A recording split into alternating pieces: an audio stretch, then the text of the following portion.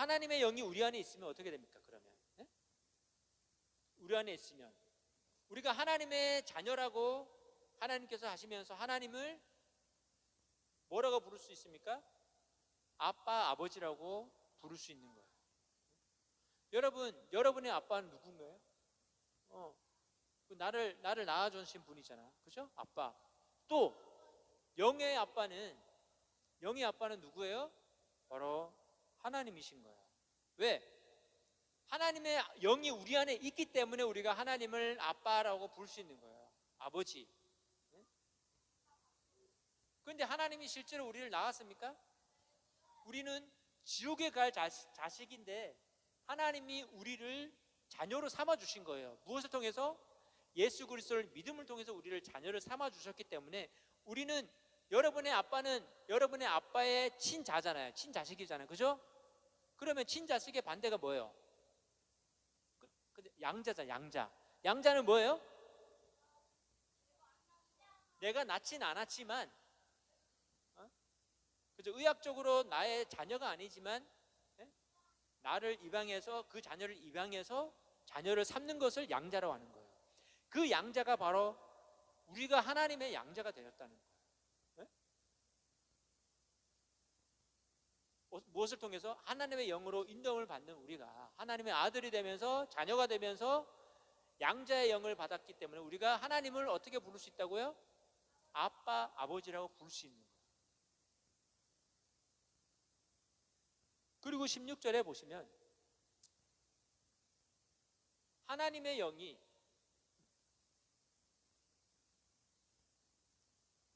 우리가 하나님의 자녀인 것을 증거한다고 말하고 있습니다. 우리의 영과 함께 우리가 하나님의 자녀인 것을 증거하시는데, 그래서 우리가 자녀이면 하나님의 뭐가 되냐면 후사가 뭐예요? 상속자가 되는 거예요. 자, 여러분, 부모님이 돌아가시면 그 부모님의 모든 재산은 누구에게 상속이 되냐고요? 1차적으로 배우자, 2차적으로 자식에게 상속이 돼요.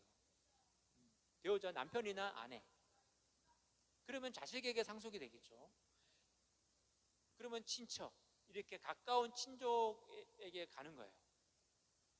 그래서 후사는 바로 이 상속자를 말하는 거예요. 왜 상속자가 돼요? 자녀이기 때문에. 누구의 자녀? 우리는 그러면 누구의 자녀예요?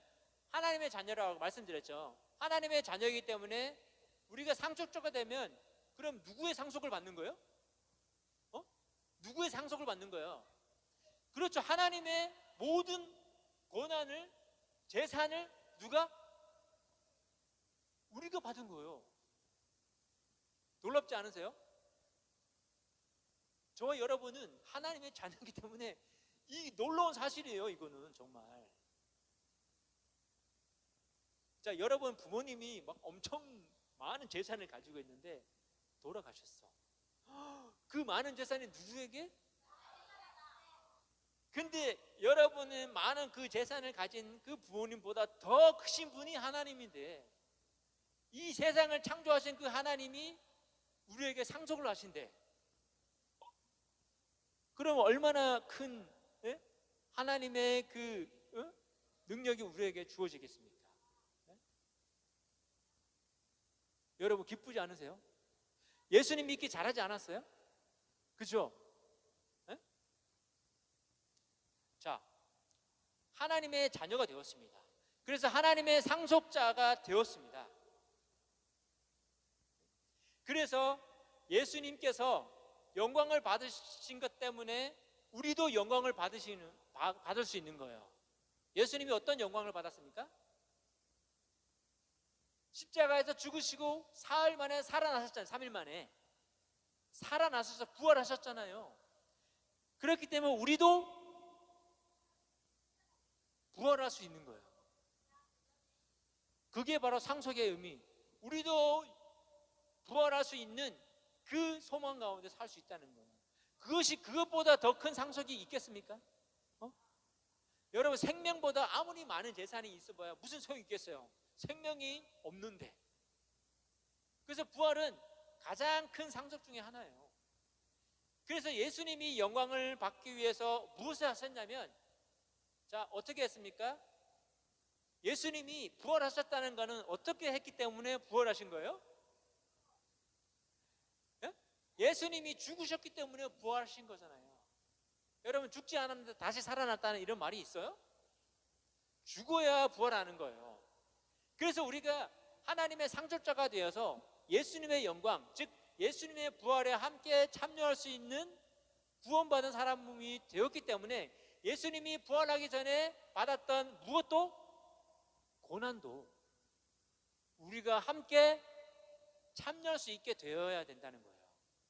어? 이해가요? 어? 그것이 바로 고난의 의미예요. 예수님이 고난을 받으시고 죽으셨기 때문에 부활하신 것처럼, 자 저기 우리가 하나님의 자녀가 돼서 상속자가 됐는데, 상속자가 돼서 예수님의 부활에 함께 우리도 부활할 수 있는 것처럼 예수님이 고난 받으신 것과 같이 우리도 고난을 받은 후에 우리에게 부활이 있는 거예요. 그래서 우리에게 고통과 고난은 있어야 될까요? 없어야 될까요? 당연히 있는 거예요.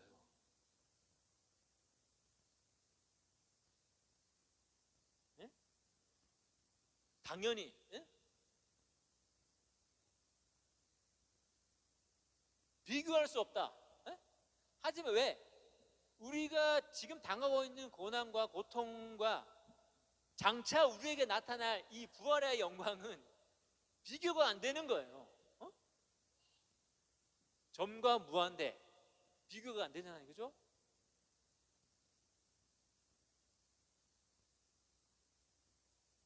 예수님께서 부활하셨다는 것은 그 전에 고난과 고통의 죽음을 통과했다는 거예요.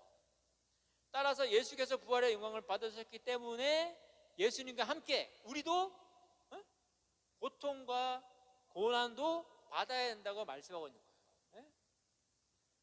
이 말은 고난을 받아도 되고 안 받아도 된다, 이 말이 아니라 반드시 고난과 고통은 우리가 받아야 한다고 말씀하고 있는 거예요. 자, 이 고난에 대해서는 로마서 8장 35절에 몇 가지 종류에 대해서 말하고 있습니다. 아까 여기 보세요. 이 고난과 고통 어떤 종류가 있습니까? 환난, 곤고, 핍박, 기근, 적신, 위험, 칼, 이런 것들이 고난과 고통의 종류예요. 이런 고난이라고 할지라도 우리를 어떻게 한다고요? 예수 그리스도의 사랑에서 끊을 수 없다는 거예요. 왜? 예? 왜? 왜 끊을 수 없을까요? 예? 바로 성령께서 우리를 도와주시기 때문이에요. 성령께서. 누군가가 내가 힘든 일이 있고 고통이 있고 고난 가운데 있을 때, 막 어려운 가운데 있을 때 누군가가 도와줄 사람이 있다면 여러분 안심이 되지 않습니까? 그죠? 그런데 누군가가 아무도 도와주지 않는 그 혼자 있다면은 그 얼마나 힘들까요? 그 벗어날 수 있겠어요? 이길 수 있겠어요? 그런데 우리에게 누가 있다고요? 성령님이 우리에게 계시다는 거예요. 어떨 때? 우리 환난이나 공고나 핍박이나 기근이나 적신이나 위험이나 칼이, 이런 고난들이, 고통이 우리에게 다가왔을 때 누가 계시다고요? 성령께서 계시기 때문에 우리를 도와주신다는 말씀이에요. 그래서 우리가 고난이나 고통을 대할 때 힘들어하고 불평하고 원망하는 것이 아니라, 그리고 하나님께서 저와 여러분을 외면하셔가지고 하나님 왜 저는 왜 외면하십니까? 왜 제가 겪고 있는 이 고통을 왜 하나님은 왜 해결해 주시지 않는 거예요? 예? 하면은 하나님 저를 버리신 겁니까? 저를 외면하시는 겁니까? 예? 이것이 아니라 오히려 우리가 누굽니까? 아까 누가 되었다고요? 하나님의 자녀가 되었잖아요. 하나님의 자녀이기 때문에 우리를 그냥 지켜보고 계신 거예요. 막 번창하고 커지고 부흥하는 것이 하나님께서 복을 주신 결과이고, 막 돈도 없고 건물도 초라하고 막 작은 교회에서 힘들게 임대료 내면서 예배당을 사용하고 있는 자녀들은 하나님께서 복 주시지 않은 그런 결과로 나타난 겁니까? 결코 그렇지 않습니다. 다시 말해서 이런 기준으로 교회를 판단하는 것은 세상의 기준이에요.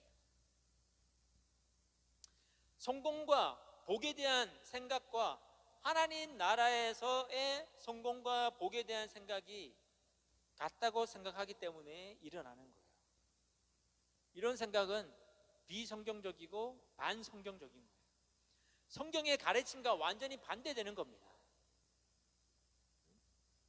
교회 부흥했어? 숫자가 많이 늘어났어? 이렇게 물어보는 세상의 문화가 이것은 뭐해? 교회에 들어와서 생긴 문제들이에요. 그리고 예수 그리스도의 고난에 대해서는 얘기하지 않습니다. 교회에서 강단에서 설교도 하지 않습니다. 왜? 이걸 듣고 싶어하는 성도들이 없기 때문입니다. 교인들이 원하는 설교를 하는 거예요. 그렇지 않으면 어떻게 됩니까? 교회에서 잘립니다. 설교를 하지 못해요. 그 당시에 로마의 복음 그리고 하나님의 복음은 가치가 정반대였습니다. 영광을 받기 위해서는 그래서 고난을 함께 하나님 나라에서는 받아야 한다는 거예요. 하지만 이 과정을 생략하고, 여러분 고통이 있을 때 생략하고 건너뛰고 싶은 것은 누구나 마찬가지입니다. 저도 마찬가지예요. 하지만 하나님께서 왜 그 과정을 지켜보고 계실까요? 여러분 고통 가운데 있을 때 하나님이 그 과정을 막 생략해가지고 건너뛰어서 바로 막 건너뛰어서 좋은 일이 생기게 하실 수 있는 분이신데 왜 하나님이 그렇게 하시지 않을까요? 그 과정을 통해서 하나님은 무엇을 기대하고 있을까요?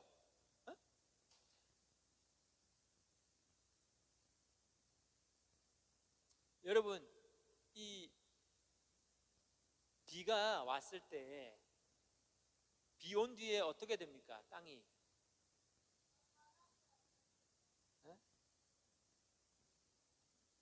더 좋아지잖아요. 그죠? 이 고통을 통해서 점점 예수 그리스도를 닮아가게 하라는 거예요. 하나님의 뜻이.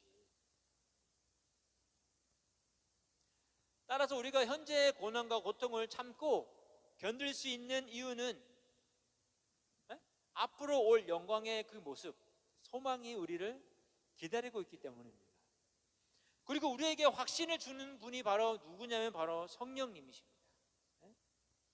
이 성령님이 어떤 방법으로 그렇다면 우리를 도와주실까요? 성령님이 어떻게 우리를 도와주실까요? 여기 보세요. 이와 같이 성령도 우리 연약함을 도우시나니 우리가 마땅히 빌 바를 알지 못하나 오직 성령이, 같이 읽을게요. 말할 수 없는 탄식으로 우리를 위하여 친히 간구하시느니라. 성령께서 우리를 위해서 간구하시는 이유는 뭐냐면 우리가 어떻기 때문입니까? 연약하기 때문이에요. 연약하기 때문에. 간구는 뭐냐면 이 간구는 무슨 뜻이냐면 둘 사이를 서로 중재하는 걸 말해요. 여러분 친구 사이에 이 친구와 저 친구가 막 서로 싸우고 있으면은 누군가가 중간에 가서 서로 이 싸움을 말리거나 이런 친구가 있죠. 이 성령님도 마찬가지로 둘 사이를 중재하는 그런 분이십니다. 그래서 27절에 보시면 같이 읽어보겠습니다. 시작. 마음을 감찰하시는 이가 성령의 생각을 아시나니 이는 성령이 하나님의 뜻대로 성도를 위하여 간구하심이니라. 하나님의 뜻대로 성도를 위하여, 우리를 위하여 간구하신다고 말씀하세요. 우리는 연약해서 무엇을 기도해야 할지 모르기 때문에 성령께서 도와주신다는 말입니다. 그리고 또 한 분, 우리를 도와주시는 분이 계십니다. 누굽니까? 네, 예수 그리스도십니다. 예수 그리스도. 34절에 보시면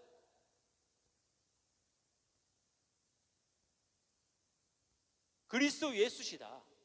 그는 하나님의 우편에 계신 자요 우리를 위하여 간구하시는 자신이라. 성령도 우리를 위하여 간구하시지만 예수님도 하나님의 우편에 앉으셔서 우리를 위하여 간구하신다는 말이에요. 따라서 성령님과 예수님께서 저와 여러분을 위해서 도와주신다는 거예요. 하나님께 부탁해 주신다는 거예요. 누군가를 위해서? 저와 여러분을 위해서 누가? 성령님과 예수님이 하나님께 우리를 어떻게 한다고요? 부탁해 주신다는 거예요. 그것을 간구, 중보라고 말합니다. 자, 이렇게 삼위일체, 즉 하나님, 성령님, 예수님, 하나님께서 성도들을 위해서 도와주십니다. 성령님과 예수님은 우리를 위해서 하나님께 어떻게 한다고요? 부탁드리고, 아버지 하나님은 그 부탁을 어떻게 하십니까? 들어주시는 거죠. 그러면 왜 하나님께서 직접 해결해 주시지 않을까요? 우리가 고통과 힘든 가운데 있을 때 하나님께서 직접 도와주시면 아주 좋겠는데, 그렇죠? 다이렉트로 막 거쳐서 가는 게 아니라 다이렉트로 하나님께서 도와주시면 아주 좋을 텐데 왜 그러실까요? 바로 우리가 하나님의 자녀이기 때문이에요. 자녀. 우리가 하나님의 아주 관계가 없는 그런 남이 아니라 자녀이기 때문에. 따라해 볼까요? 나는 하나님의 자녀입니다. 우리가 스스로 일어서게 하라는 거예요. 우리에게 자유를 주시고 우리가 성숙해지는 것을 하나님은 원하세요. 막 아이가 막 넘어질 때마다 부모님이 가가지고 계속 일으켜주고 보세요. 그러면 그 아이는 부모님이 없을 때 어떻게 됩니까? 혼자 일어설 수 있는 힘이 있을까요? 없어요. 성인이 돼서도 마찬가지입니다. 어렸을 때 부모님이 스스로 일어설 수 있는 능력을 자녀들에게 주기 위해서 어떻게 해야 합니까? 넘어져도 스스로 일어날 수 있도록 응원해 주는 것 뿐이에요. 그것이 바로 부모의 역할인 거예요. 하나님도 마찬가지입니다. 우리가 스스로 일어날 수 있도록 우리가 고통과 힘든 것을 겪으면서 더욱더 예수 그리스도 안에서 우리가 성숙해지는, 믿음이 더욱더 성숙해지는 것을 하나님이 원하시기 때문에 그냥 주시는 거예요. 그래서 기도를 통해서 우리를 성령님과 연결시켜 주시고 하나님의 그 성령님을 통해서 우리와 소통하시고 우리의 기도를 통해서 함께 일하시는 분이신 거예요.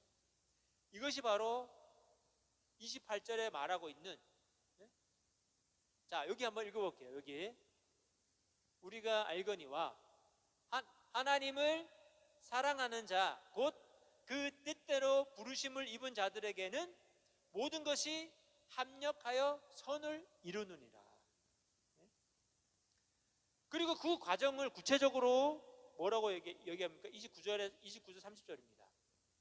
이렇게 구체적으로 어떻게 하냐면 우리를 부르시고 그리고 우리를 의롭게 하시고 의롭다 하시고 그리고 영어롭게 하시는 거예요. 우리가 이 선에만 초점을 맞춥니다. 모든 사람들은 거의. 여기가 선이 초점이 아니라 뭐에 초점을 우리가 가져야 됩니까? 따라해 볼까요? 모든 것이 합력하여. 다시 한번, 모든 것이 합력하여. 이것이 중요한 거예요. 우리 삶에 항상 좋은 일만 일어나는 것이 아니잖아요. 그런 선이 아니라 모든 좋은 일들과 또 안 좋은 일들 함께 이것들이 어우러져서 결국 선이 되는 그런 결과를 말하는 거예요. 선은 무슨 선입니까? 여러분 한문 아세요? 한자? 착할 선이에요. 좋은 것을 말해요. 여기서 말하는 선은 무엇일까요? 구체적으로 바로 고난 후에 우리에게 있을 부활을 말하는 거예요. 부활. 이것이 바로 선이에요. 이것이 바로 우리를, 저와 여러분을 하나님께서 부르신 목적입니다. 여기 보세요. 하나님을 사랑하는 자, 곧 그 뜻대로 부르심을 입은 자들에게 모든 것이 합력하여 선을 이루느니라. 바로 이 고통 가운데 있을지라도 하나님께서 기다려주시고 응원해주시고 성령님이 우리를 도와주심으로 인해서 우리가 결국 그 고통을 이기고 넉넉히 이기는 하나님의 사랑 가운데 있다가 부활하는 것이 바로 하나님의 뜻인 거예요. 이것이 바로 하나님의 우리를 향한 뜻입니다. 그래서 하나님과 예수님께서 믿는 사람들을 우리가 고통 가운데 일부러 몰아넣으시는 것이 아니라 일부러 몰아넣으시는 분이 아니십니다. 31절부터 39절까지 보면 일부러 우리를 고통 가운데 몰아넣으신 분이 아니세요. 우리를 사랑하시는 분이십니다. 하나님. 하나님은 어떤 분이시냐면 여기 보세요. 자기 아들을 아끼지 아니하시고 우리 모든 사람을 위하여 어떤 분이시다? 여기 내어주신 분이시다. 그리고 그렇게 하시는 분이, 자, 아들을 우리에게 내어주셨다는 말이 무슨 말입니까? 하나님이 아들 예수 그리스도를 우리를 위해서 십자가에서 죽게 하셨잖아요. 그것을 말하는 거예요. 그렇게 아들을 하나님께서 십자가에서 우리를 위해서, 추악한 죄인인 우리를 위해서 십자가에서 죽게 하셨는데 어떻게 그 아들과 함께 모든 것을 우리에게 은사로 주지 아니하겠습니까? 은사는 선물을 말하는 겁니다.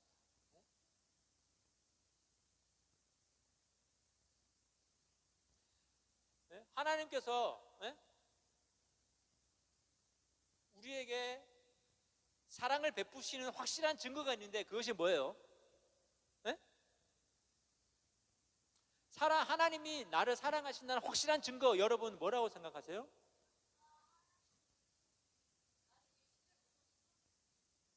그렇죠. 예수님을 십자가에서 죽이신 거죠. 하나님이. 그것이 우리를 확실하게 사랑하신다는 증거인 거예요. 여러분 이걸 기억해야 돼요. 보은, 하나님이 보은을 사랑하는 증거가 뭐예요?